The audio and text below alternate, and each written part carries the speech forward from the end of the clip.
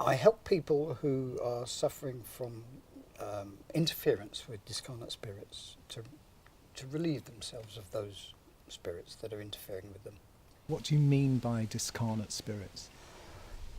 Broadly speaking, they come in three categories. You've got the earthbound spirit of a person who's died and has not ascended to where they're supposed to be. The second category are what we call dark force entities, which could be couched in religious or spiritual language as devils and demons.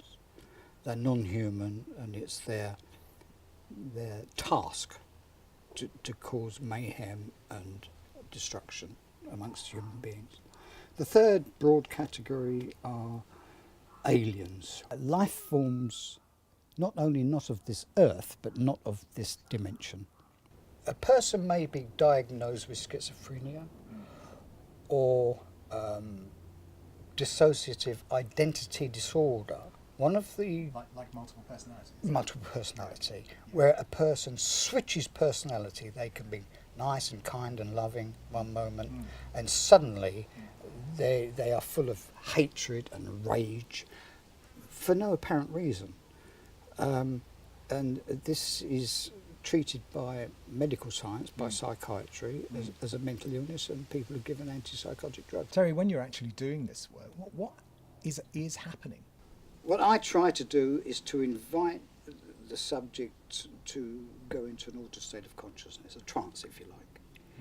And in that altered state they are able to detect what is attached to them themselves. And when this happens, they are always surprised at what they find. Yes. How do you communicate with an extraterrestrial? It's Communication with an telepathic. extraterrestrial. Yeah.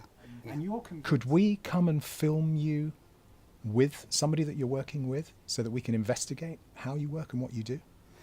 Yes, I'd welcome the opportunity to demonstrate this under life conditions at any time. Well, I just had a really interesting conversation with Dr. Palmer, and what I'd love to do during the documentary itself is spend a lot of time with Terry, because he's clearly got some really interesting stuff to talk about. All this business about possession by spirits effectively causing the symptoms that a lot of people are treated for in conventional psychiatry, when he talks about helping the spirits to move on and the patient's getting better. That's something that we should take seriously and investigate further, I think.